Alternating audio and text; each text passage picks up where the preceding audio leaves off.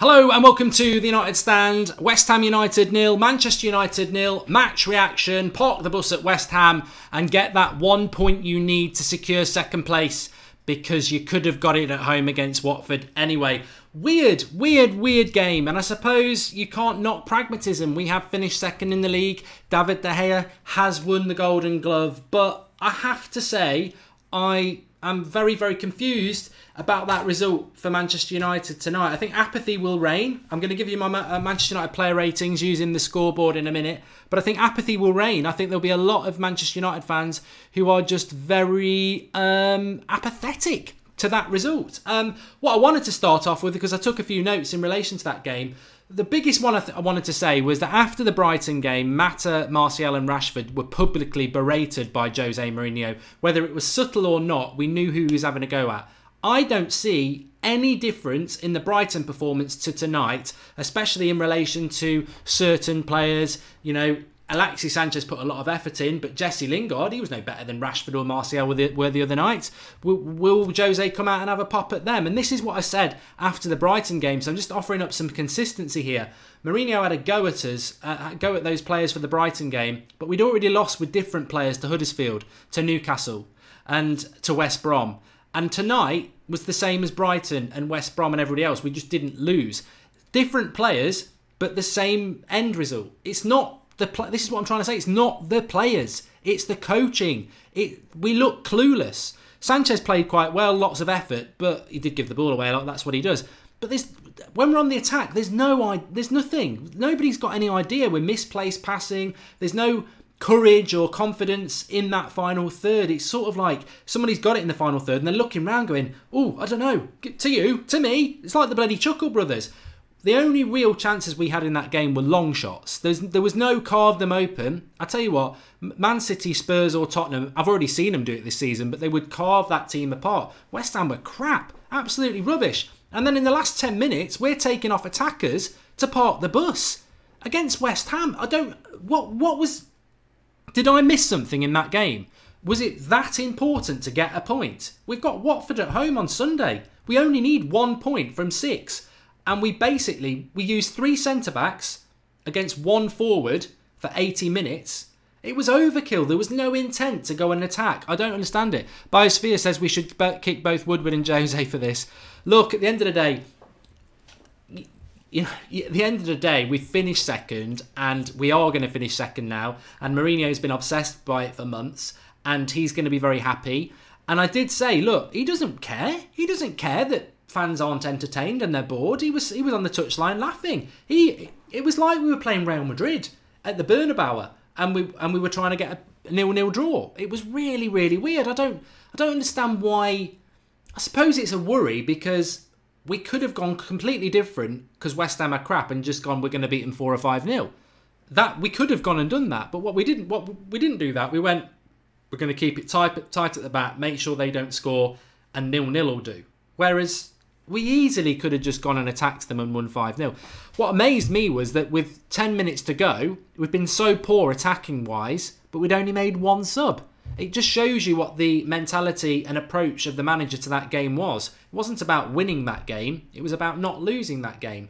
But we weren't in a position where it made no sense. I mean, surely he knows that there's a lot of United fans have travelled down to that game, and he goes and sends a team out like that. But I don't know. He played for a draw, says Adrian Naldo. I totally agree. There were bits in that game that I was just thinking, if Martial did that, he'd be berated. If Rashford did that, he'd be berated. If Mata did that, he'd have a go at him. I mean, there was some silly little flicks from Lingard that didn't come off, but you know, he runs around a bit, so it's fine. Sion Hoosen says Jose isn't right for the club. Well, let's just do this, actually. We'll do the player ratings, and then we'll come back to that, because I like to do the player ratings. And okay, so De Gea in goal, I'll give him a 7. I'll give him a 7. He didn't do anything really wrong, so I'll give him a 7. Smalling, I thought Smalling was poor, and I'm a big fan of Smalling, but he can have a 5. Jones, Phil de Jones can have a 6. Lindelof can have a 6. Valencia can have a 6. I'm going to give Luke Shaw a 7. For a player who's been treated quite badly at Manchester United, and not played much, I thought he had quite a good game. But also, he nearly got my man of the match, because when Pogba got unfairly attacked by Noble and Carroll, Luke Shaw was straight in there. And my God, I nearly fell off my chair to see a Manchester United fight with a bit of fight and desire. I was stunned. So Luke Shaw, well done, lad. Herrera gets a 7. I know it was a thinking person's 7, but he actually ran that midfield quite well. McTominay, I'm going to give a 6. First half, I thought he was a 7. Second half, I thought he was a 5. Pogba, I'm going to give him a generous 6. Lingard, I'm going to give him a 5. Apart from the long shots, nothing really from him. I'm going to give Alexis Sanchez, man of the match, 7. 7 for Sanchez, man of the match, because I don't think it justifies an 8. It was nowhere near an 8 performance from any United player tonight, but his effort levels, and I quite liked him in that central attacking position. So I'd give him man of the match, and Luke Shaw I'm just bumping up to a 7 because I thought he played well after a long absence. But I want to talk about man of the match, Shaw, says Charlie Collins. I'm glad a lot of people want to give it Shaw. I'm more than happy to change my mind from Sanchez to Shaw. I just didn't know how other people had read it like that. But a lot of people having a go at Pogba. I want to say this about Paul Pogba. I'm a big fan of Paul Pogba, but I'm getting very worried about Pogba now because he's... I used the Salah De Bruyne thing, and somebody in the live comments on the watch-along got really upset about that. He's not the same player as Salah and De Bruyne. I'm not saying he should be playing like them. What I'm saying is Salah and De Bruyne have been ridiculously consistent as Manchester City and Liverpool's best player this season. That is what Pogba's meant to be for United. We should not be judging him against Ander Herrera, Scott McTominay, Nemanja Matic or anyone else in the midfield. Pogba should be judged by the great players at other clubs, because that's what we bought Pogba for. World record signing at the time. He's meant to be our player who 90% of the season is running that team and playing absolutely fantastic. He is not doing that, is he? He isn't doing that. Today, he looked as good as any other midfield on the pitch. Yes, against Brighton, he looked as good as any other player on the pitch. I mean, at the end of the day, after the end of the game, he's gone up to Mark Noble, who's grabbed him by the throat, and at the end of the game, he's gone and given him a hug and said sorry. That is the problem with Paul Pogba. He's an apathetic player. He's got no fight in him. He's still very, very inexperienced. I like Pogba, but the consistency is a problem. He's against Brighton and West Ham and West Brom. He's had 3 bad games. They're the sort of games where you're playing against players that aren't fit to lace your boots, that you should be dominating them. And he's not doing it. I'm sure in the final against Chelsea, he'll probably play really, really well. But that's not where United win a title, and that's not where Paul Pogba becomes world class. You're not world class just because you play well in the good games. You're world class because you do it against everybody. And we're not getting that consistency from Pogba. And I'm genuinely starting to worry about it now. Camille 10 says it's impossible to go from this to the title next year. We're a long way off. And Matthew West says, go past the player and pass behind him. Boring, says Matthew West. Well, I think we're clueless in the attack. I don't know what's going on the training pitch, but as an attacking team, we look absolutely bereft of ideas. But why am I worried about Pogba? Because nobody's come out. Mourinho came out yesterday and said, I want him to be here next season. The club want him to be here next season. And at the moment, that's all I know. But that's not where the problem is it? The stories are, as Pep said, he was offered Pogba in January. Real Madrid were offered him in January. PSG have been offered to him. Pogba's agent is offering him out. Is Pogba aware of that? I would imagine he probably is. Is Pogba happy at Manchester United? If he's being offered out, he's probably not. Are we going to lose Pogba in the summer? Is that why Pogba's performances are so apathetic? Because he's not actually focused at Manchester United. He doesn't want to play for this manager. And I'm starting to worry about that now. And maybe that excuse I'm giving him is an excuse that makes it, justifiable. Or maybe Pogba's just not the player we thought he was, and he does want to be at United, but maybe he's thinking about a World Cup and a move and the FA Cup final, and he's not interested in these sort of games, but it's not acceptable. Paul Robinson says, my first super chat, what exactly are Mourinho's qualities regardless of historical relevance? Mark, pros and cons lists, go. He wins titles, Paul. That's why I wanted him at Manchester United. But I am a little bit... Ryan FTW, thank you. He says the boring one, single-handedly destroying the club and our future world-class players, one game at a time. Van Gaal reincarnation.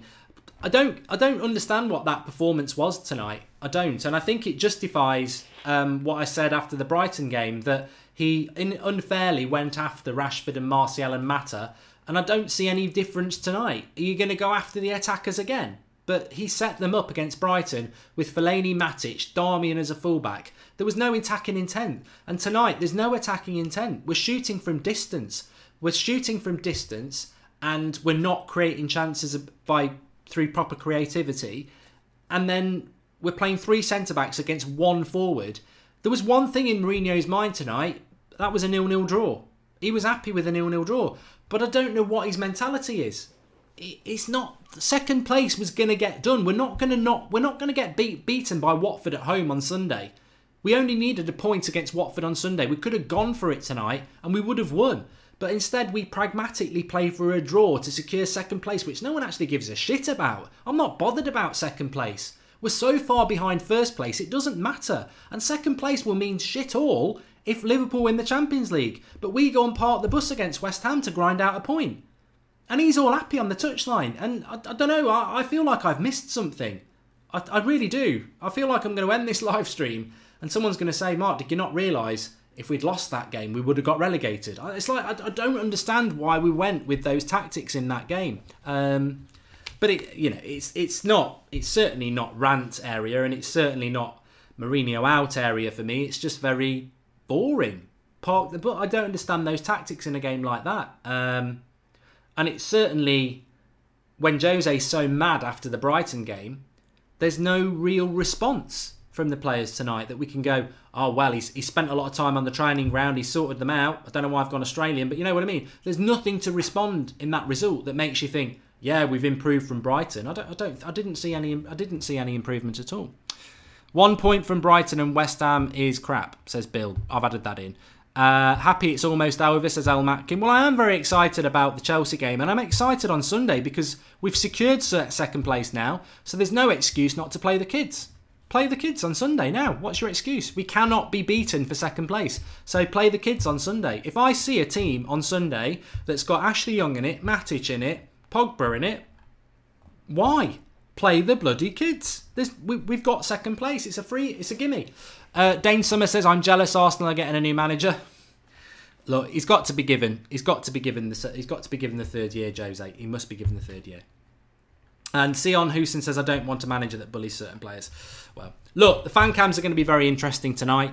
Flex got attacked after the Brighton game by abusive United fans. It'd be interesting to see what United fans are feeling, having gone all the way down to London. Although some people might say they've only gone a couple of miles because we've got fans everywhere. But it'd be interesting to see how the fans react to that, because I wouldn't say I'm furious or anything like that. Confused, apathetic, yes.